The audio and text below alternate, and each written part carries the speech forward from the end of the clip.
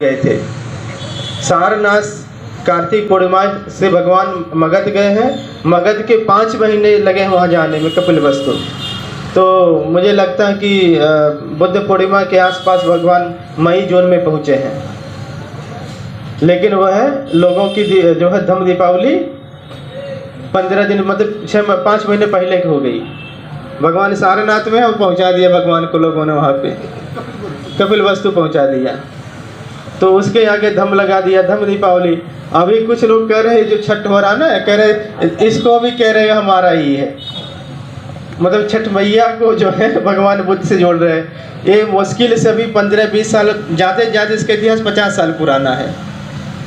50 साल पहले तो नहीं प्रारंभ हुई है। अब वो कह रहे नहीं हमारी परंपराएं हैं। मैं ये कहना चाहता हूँ आपको, एक बार ब्राह्मण बौद्ध धर्म को निगल गया है। ब्राह्मणवाद भगवान बुद्ध के धर्म को धरती मतलब भारत की भूमि से उखाड़ फेंका है। इस देश में बौद्ध धर्म का नाम लेने वाला कोई नहीं बचा है। बाबा साहब डॉक्टर अंबेडकर की अनुकंपा से वापस धर्म आया है, समझ रहे हैं, सन 56 में, और कई सौ वर्षों के बाद वापस आया है धर्म। और आज भी जो है पूरा ब्राह्मणवाद हमेशा ये कह रहा है, वो बौद्ध धर्म का विरोध नहीं कर रहा कहीं पे। वो कहता ही कि जो है हमारा ही अंग है, वो अलग धर्म मानने को तैयार नहीं है। वो कहता हमारे बुद्ध हमारे विष्णु के अवतार हैं, बुद्ध हमारे अवतार, वो तो मान ही रहा है, वो कह ही रहा है। और पूरी सरकार लगी हुई है। अभी दिल्ली में एक बड़ा आयोजन चला, एशिया बुद्धिस्ट समिट चल रहा दिल्ली में। सरकार हर महीने दिल्ली की कोई न कोई बड़े आयोजन कर रही है, तो पूरी सरकार, उनकी पूरी व्यवस्था बुद्ध धर्म को निगलने में लगी हुई है। और अगर हमारे लोग भी उनके पर्व त्योहारों को कहेंगे हमारा है करके मनाने लगेंगे ना, वो तो चाहिए रहे मनाइए।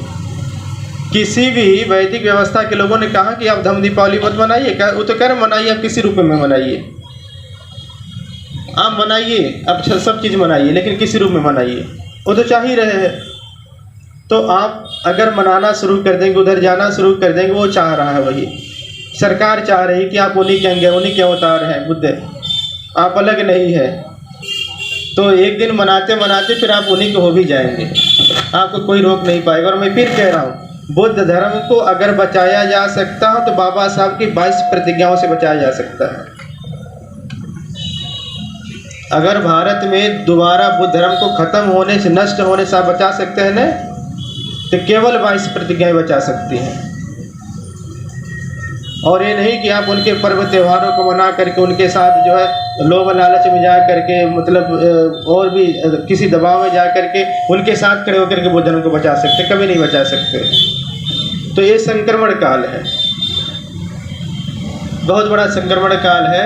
तो मैं आप लोगों को धन्यवाद दे रहा हूँ कि आप लोग अपनी जो असली संस्कृति है आप उसको पुनर्जीवित कर रहे हैं। ये परंपरा आगे बढ़ती रहे। और अभी मैं रात में हमारे यहाँ कुछ उपासक उपासिका आए हुए हैं, वो हमसे एक उपासिका कह रही है, कह रही बनते जी फिर हम लोग क्या मनाएं। वो कह रही हमको हमारे यहाँ क्या मनाना है। हमने कहा मैडम हमारे यहाँ तो बहुत कुछ मनाने को है। महीने में 4 उपोषण होता है, 2 अष्टमी है, पूर्णिमा है, मौसिया है। भगवान बुद्ध ने कहा उसी दिन उपोषित रहना है, 8 शीलों का पालन करना है, प्राणी हिंसा से विरत रहना है, चोरी से विरत रहना है, ब्रह्मचर्य का पालन करना उस दिन, और उस दिन झूठ नहीं बोलना है, नशा आदि से दूर रहना है, और 12 बजे पहले जितना भी कुछ खाना, जो भी खाना खा लेना है। 12 बजे के बाद खाना नहीं खाना है। अगर भूख लगती है तो पानी पीना है, पानी पीने से नहीं भूख खत्म होती है तो जूस पीना है, लेकिन फल नहीं खाना है, वह फल काट करके नहीं खाना है। दूध नहीं पीना है, दूध संपूर्ण आहार होता है। और अगले दिन जब सूर्योदय हो जाता है तो आप जो है सूर्योदय के बाद खीर बनाइए, खीर जो है खीर से अपना व्रत तोड़ लीजिए। तो इस तरह से परंपराएं हमारी हैं। और फिर 7वां शील पालन करना है। उस दिन किसी भी इंटरटेनमेंट का मतलब कार्यक्रम नहीं करना है। बहुत ऊंचे और मखमली आसन पर नहीं सोना है, उससे वासनाएं बढ़ती हैं, इस तरह से उससे बचना है। तो अष्टशील पालन करिए, महीने में 4 दिन होते हैं, 4 दिन पालन करिए। और फिर आपको लगता है कि 4 दिन ये हमारे छोटे छोटे पर्व है, बड़े पर्व मनाने हैं, तो जनवरी के महीने से हमारे पर्व शुरू हो जाते हैं। जनवरी माता सावित्री बाई जी का जन्मदिन है, खूब अच्छे से धूमधाम से मनाइए। मानिए बहन जी का जन्मदिन आता है, धूमधाम से मनाइए। फरवरी में जो है रविदास जी का जन्मदिन है।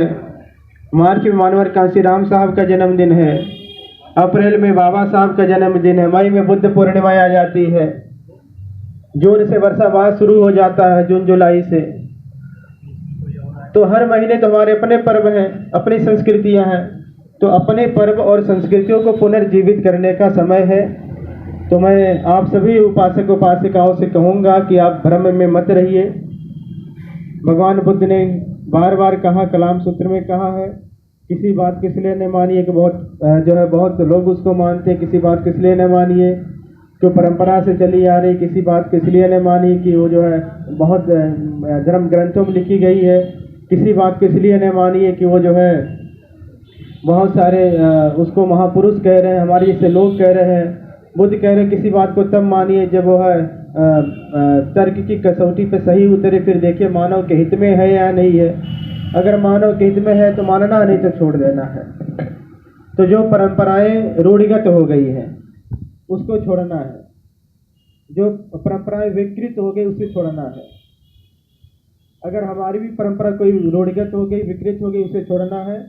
जब हमारे शरीर में बीमारी होती है हम उसका इलाज कराते हैं, बीमारी को साथ लेकर नहीं चलते हैं। बीमारी को साथ लेकर चलना खतरनाक है, जीवन के लिए खतरनाक है। अगर हमारी भी कोई परंपराओं में बीमारी लग गई है, रूढ़िगत हो गई है, अगर उसको साथ लेकर चलेंगे बौद्ध धर्म को समाप्त कर देंगे। उससे बचाव करना, उसका इलाज करना, उसका ट्रीटमेंट करना है। और फिर मैं कह रहा हूँ उसका ट्रीटमेंट, उसका इलाज 22 प्रतिज्ञाएं हैं। तो 22 प्रतिज्ञाएं बाहर नहीं कह सकते, मन में धारण कर लीजिए।